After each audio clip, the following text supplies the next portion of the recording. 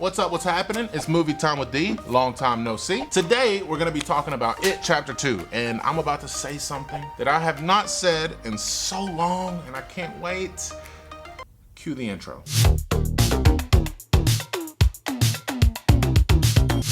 Oh my goodness, that sounds so good. Oh, I missed hearing that. Play it one more time. It Chapter 2 takes place 27 years after It Chapter 1. The losers are all grown up now, and most of them have all moved away from the small town Derry. But once they find out Pennywise is back, they all get back together and try to defeat this dancing clown for good. I want to just get straight into whether or not I like this movie. The answer is yes. I enjoyed It Chapter 2. I think it's a pretty good sequel, and I feel like I got my money's worth. But I do have my complaints, one being a pretty big one. So, positive notes first. Something you're gonna hear from every review you read or watch about this movie is how great the casting is. All of the grown-up actors look and act just like the younger actors from the first chapter. The chemistry between all of them is really good, especially in the scenes where they're eating dinner together or coming up with a plan. Something else you're probably gonna get tired of hearing is how Bill Hader is the standout star. But he 100% is. He steals every scene he's in. Before I went into the movie, I said, I really hope that Bill Hader captures the same type of humor that Finn Wolfhard brought to the table. And he absolutely does. Now, the film is 3 hours long, and 3 hours is a pretty long time to sit in a theater. And what I've been seeing a lot of people say online is how they feel like the movie's too long, that it drags on forever. But I have to admit, I didn't really feel that at all until the end of the movie, but we'll get to that later. I felt like the movie flew by pretty fast. I mean, yes, there's a lot of story to be told, and each one of the characters need their individual time on screen, but in between all of that, they're constantly throwing scary stuff on screen to keep you alert and entertained. And before you know it, they were all standing in front of that creepy house prepared to go inside and fight Pennywise, and I was like, wow, we're at the ending already, okay. But is the movie scary? Of course, that's all people really want to know before they go see a scary movie. And I'd say, yeah, it's pretty scary, but it's more of the entertaining kind of scary. It's not the give you nightmares type of scary. It's fun, jump scare type of scary. Just like in Chapter 1, each character is afraid of something, so Pennywise is using that against them. This time, it's just on a way bigger level. I can picture a lot of people saying that it's just a movie filled with jump scares, and I can kind of agree with that. But at the same time, I enjoyed a majority of those jump scares. But the scary scenes to me that are the scariest are the scenes that involve the child. I heard Chris Stuckman say something like certain things are scarier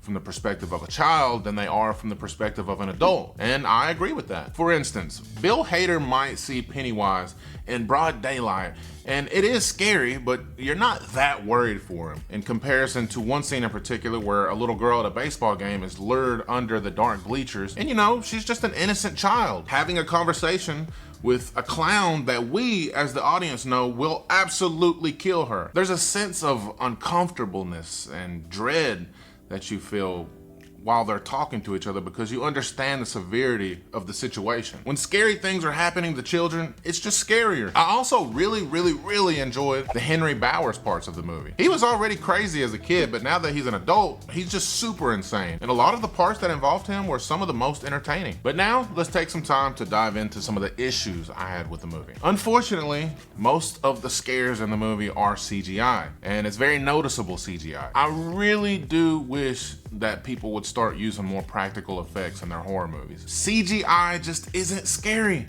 It never will be. Ever. You can get a jump scare with CGI, yes, of course. But after that jump scare, the thing we're supposed to be afraid of will still be on the screen. And from that point on, it just looks like something cool to look at. There's one scene where they're all at a Chinese restaurant eating and stuff starts to come out of their fortune cookies. And the stuff that's coming out of these fortune cookies are all CGI. And it's so not scary that it made me question why they would even leave it in the movie. When there's actual practical effects and real scary things are actually in the same room with some of these characters, that's scary. It feels real. I also don't like how almost every time they try to get a scare from Pennywise, they keep doing that thing where Pennywise leaps toward the camera, wiggling his head in the background, shaking behind him.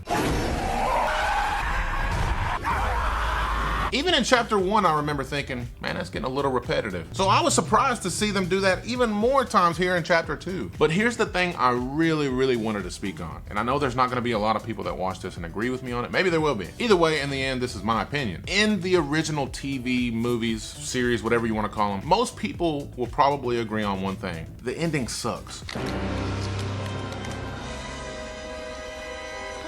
It's not scary at all. Pennywise turned into this big spider crab looking thing. I've never read the It book, but I'm aware that this stuff is in the It book. But I've also talked to people that have read that book and have agreed. They didn't like that ending either. But that doesn't matter. The point is, whether you like the ending to the book or not, you have to realize something. That shit doesn't work on screen. It's not scary, it looks silly. So I was wondering going into the movie, will they try something different? How will they handle the ending that not many people like? And here's where I got excited. At the beginning of the movie, we see that James McAvoy's character has become a novelist. He writes books, and right now they're on a movie set and they're making a movie adaptation of his book. And they tell him, we have to change the ending because it sucks. And he's hurt by that, but they're trying to explain to him that everyone loves the book, but nobody likes the ending. And I thought, oh my God, is this some type of foreshadowing? They're gonna change the ending to this movie. I was so excited to see what they were gonna do differently, and they didn't change it. They did the same damn thing. Spoiler alert,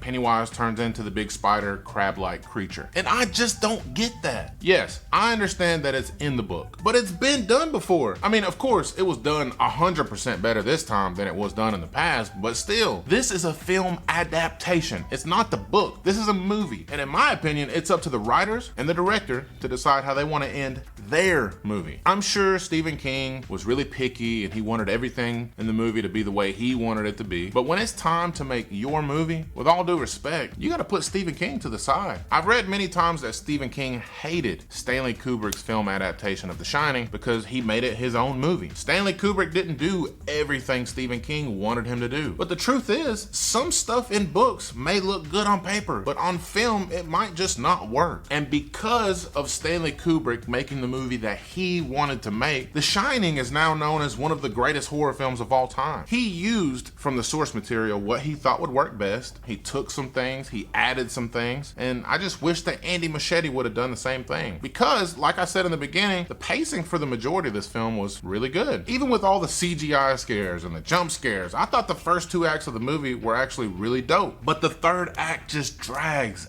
out. There's too much story to be told for that type of ending. And again, this is all subjective. This is just my opinion, but I feel like the reason you're taken out of the movie and you feel like it's dragging on for so long is because it loses that horror element. It leans more towards a science fiction type of movie that just doesn't fit in with the rest of the movie. And I don't think we should ignore it or excuse it just because it's in the book. I think it's the director's job to make the best movie he could possibly make, regardless of what that book says. Besides that though, I don't really have any other complaints to talk about. I definitely wouldn't let the ending get in the way of me watching the movie again. There's a lot of good horror in this movie that I love. So yeah, I do recommend everyone go check this out in theaters. Overall, I'd say It Chapter 2 is not as good as It Chapter 1, but to be fair, It Chapter 1 is a very rare movie to make. Everything about It Chapter 1 is near perfect and iconic to me, so I can't really fault Chapter 2 for not being as perfect. Still, I think if you were a fan of Chapter 1, you're gonna have a good time with this. That is it for today's review. I hope you enjoyed it. If you did, please hit the subscribe button. I want to hit that 10,000 mark. Let's do it. I'm about to go full throttle on these movie reviews till we hit that number. Give this video a like, comment down below. Have you seen It Chapter 2? What did you think about it? I hope to see you on the next video. I'll catch you later. Have a great day.